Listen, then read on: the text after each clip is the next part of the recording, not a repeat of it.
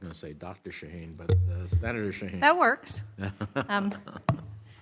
Thank you both for being here. Ambassador Sullivan, I want to start with you because I want to go back to the Arctic. And you mentioned the Arctic Council. How important is it for us to get our ambassador to the Arctic Council confirmed?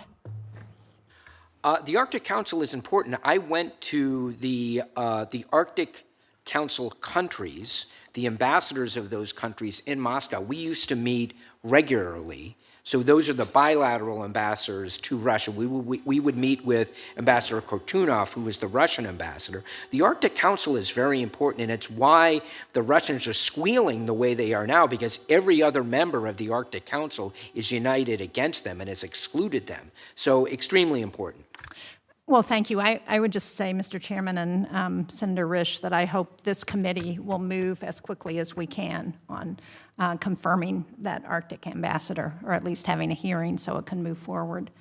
I want to follow up a little bit on what will Congress do after the war, and also in terms of your statements, Dr. Kendall Taylor, about continuing to make the case about why this war is important. I couldn't agree more with both of you on that, and it's something that I try and do when I'm in New Hampshire whenever I have an opportunity.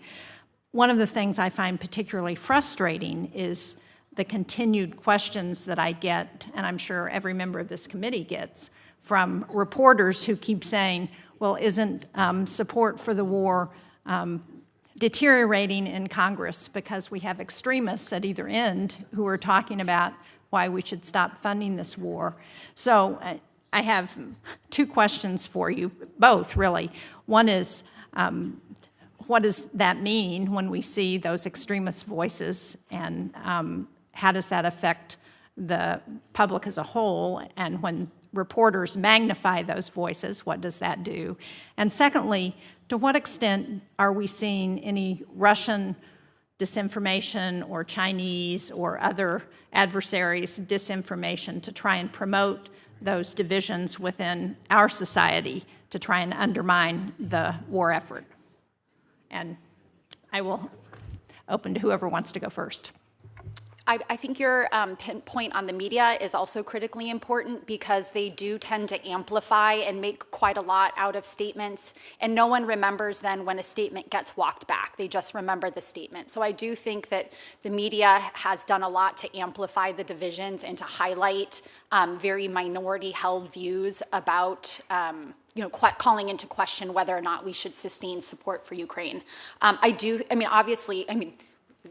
We all know that the American public does take cues from the U.S. Congress and from the political elite. And so when they hear those types of statements, I absolutely think it leads them to call into question. So that's why I think it's critically important for members of Congress and for the president himself to continue to make the case. I think it is unfortunate that the president he's traveled to Ukraine, and that's wonderful, and he's given important speeches in Warsaw and other places, but he hasn't addressed the American people. It wasn't part of the State of the Union and other things. And so I think when you hear, it's the critical voices that call into question that are being amplified, and we don't hear enough about the case for the sustained support, and there is an imbalance there. On your question about disinformation, I am not aware, and I haven't followed that closely enough to answer that question, so I'm not certain. But it obviously seems like a ripe issue for targets of Russian and Chinese disinformation. Ambassador Sullivan, do you have any thoughts about? Just one quick thought. There's, I think it was Senator Murphy who earlier in the hearing said there's a burden that Ukraine needs to bear in waging this war. It can't do it on its own, financially or militarily. The Russians, likewise, need help. What I think needs to be acknowledged is the vital importance of Ukraine prevailing on its terms. Now, that support, it shouldn't all come from the United States. We can discuss among us, among Americans, and with our allies and partners, burden sharing.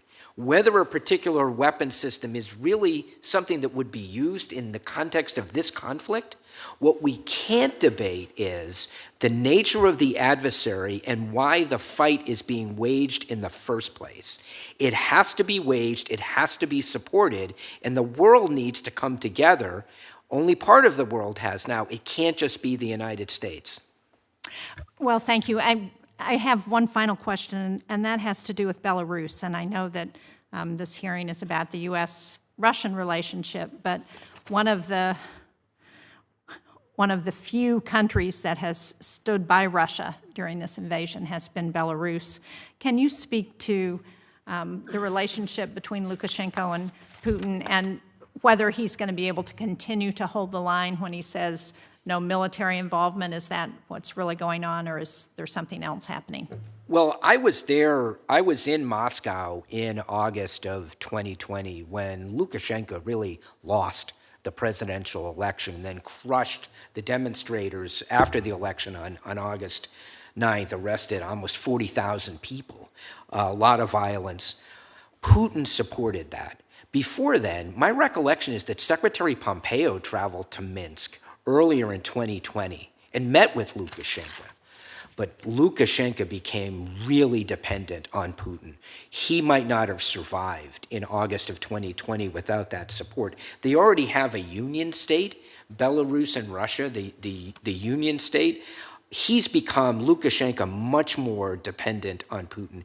I think he is the world leader who has had more meetings with Putin. I think he's had 14 since the special military operation began, all in Moscow. Putin doesn't go to Minsk. Lukashenko is dependent on him, and Putin has used Belarus as a platform to launch the special military operation, particularly the drive south to Kyiv. So Lukashenko had ideas about a slightly more independent Minsk, but the re-election fiasco for him in August of 2020 has driven him closer into the arms of his union state partner, Vladimir Putin. And he's resisted using Belarusian military, in part because I'm not sure there are military experts I'm not a military expert, but I think the Belarusian security services are more capable than the Belarusian military. I'm not sure they add that much to what the Russians have. Thank you, Mr. Chairman. Senator Young.